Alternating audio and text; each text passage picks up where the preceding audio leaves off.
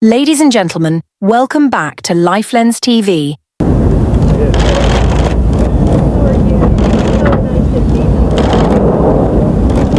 For decades, Kenya and the United States have maintained a strong alliance, with Kenya often aligning its policies with Washington's interests. But recently, something unusual has been happening, something that raises eyebrows in diplomatic circles.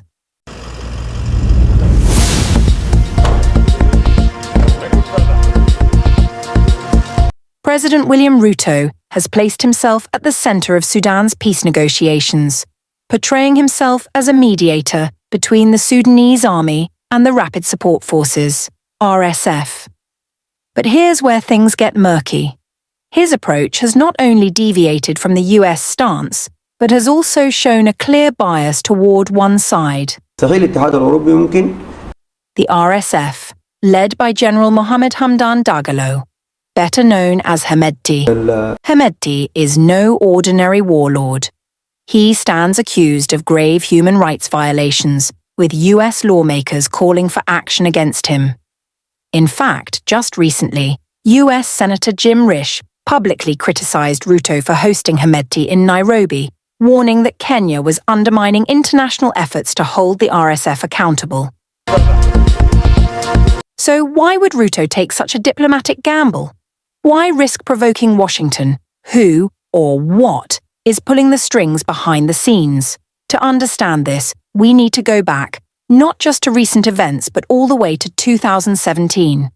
Because, ladies and gentlemen, this isn't just about peace talks. This is about gold, power, and a deal that may have been in the making for years. Join me as we unravel the hidden connections between President Ruto, the UAE, and Sudan's gold mines. The truth might just shock you.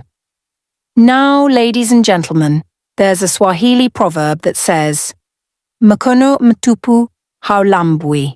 Simply put, an empty hand cannot be licked, especially if that hand is dirty. And speaking of dirty hands, enter General Mohammed Hamdan Dagalo, better known as Hamdan. This is a man whose name is etched in Washington's list of wanted individuals.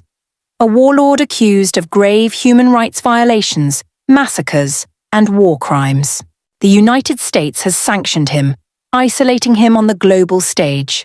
Associating with him is akin to inviting trouble from Washington.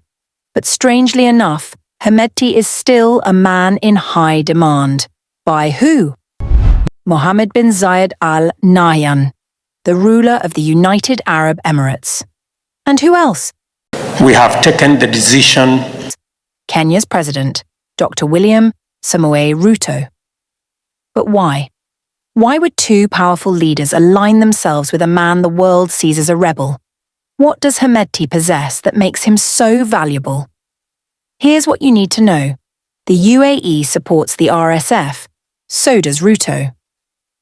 But why? Ladies and gentlemen, tighten your seatbelts as we take a trip down memory lane to 2017, because that's where the dots start connecting. He may not be an interim president, but young and widely feared, he is one of the most powerful men in Sudan.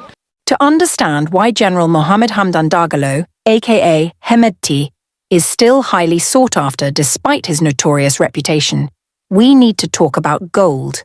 Not just any gold, Sudanese gold. Sudan is Africa's third largest producer of gold, and at the center of its mining empire is Hamdan himself.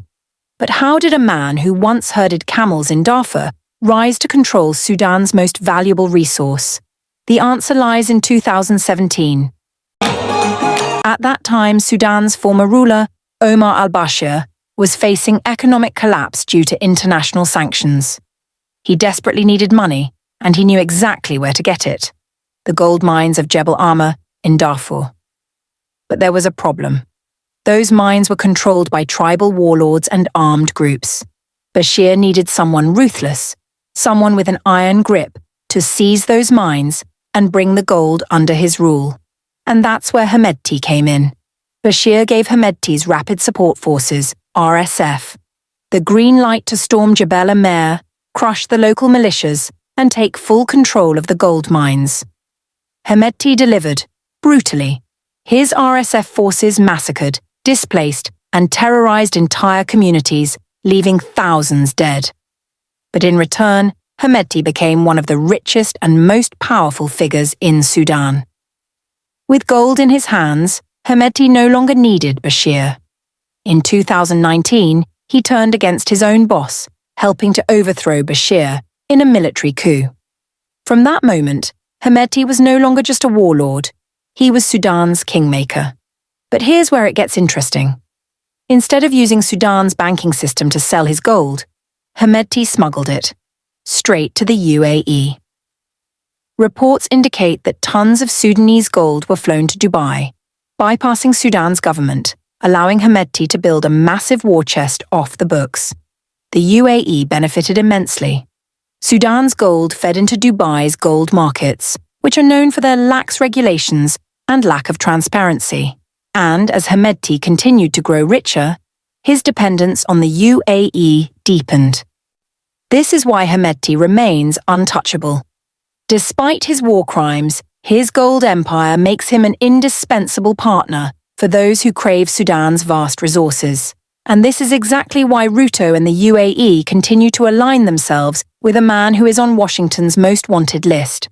Gold is power. And as long as Hamdan controls it, he remains valuable. To Sudan now, where the country's first Vice President, Bakri Hassan Saleh, hosted his Kenyan counterpart, William Ruto, In January 2020, then Deputy President William Ruto of Kenya undertook a discreet visit to Sudan, which has since become a focal point of intrigue and speculation. Reports from various media outlets have pieced together a narrative that raises questions about the true purpose of this trip. According to Sudano magazine, Ruto's journey commenced at Khartoum International Airport, where he arrived via the presidential lounge, a privilege typically reserved for high-ranking officials. From there, he boarded a different aircraft, reportedly owned by the Sudanese police, which transported him to Atbara city in the River Nile state, a region renowned for its rich gold mining activities.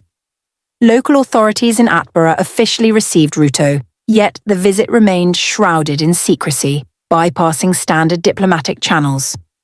Notably, Kenya's ambassador to Sudan, Aran Sug, stated that the embassy was neither informed nor involved in the visit, underscoring its private nature. Further complicating the narrative, reports from Kenyan media suggested that Ruto's aircraft was a private jet belonging to Phoenix Aviation, with registration number 5YSIR.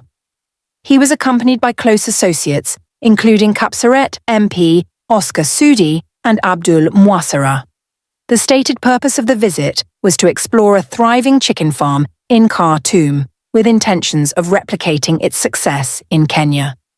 However, this explanation has been met with skepticism, given the clandestine nature of the trip and its timing amidst significant political developments in Kenya.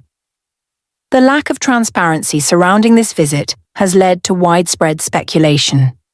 Some observers have posited that the trip may have involved discussions related to Sudan's lucrative gold mining sector, especially considering the aircraft's journey to Atbara, a hub for gold mining.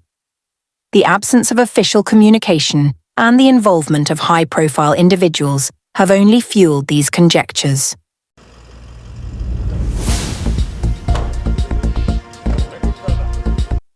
So, ladies and gentlemen, this explains why two of the most powerful men, President William Ruto and UAE leader Mohammed bin Zayed Al Nahyan, would go out of their way to support the RSF.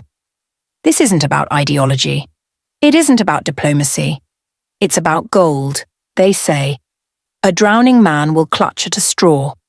But in this case, it's not a drowning man. It's powerful leaders. And they're not clutching at a straw. They're gripping a golden hand, no matter how blood-stained it may be. Because in the world of power and wealth, gold washes away all sins. So, when people say UAE is holding Ruto's leash, is it just speculation, or a reality hiding in plain sight? Is Ruto truly a peacemaker, or is he simply using Sudan's war as a golden opportunity for himself? Let us know your thoughts in the comments below. Do you believe Ruto's mission in Sudan is about peace or profit? If you found this deep dive insightful, make sure to like, share, and subscribe to LifeLens TV. And don't forget to turn on notifications so you never miss an episode where we uncover the truth behind the headlines. Until next time, stay informed, stay aware, and keep your lens focused on the truth. See you in the next one.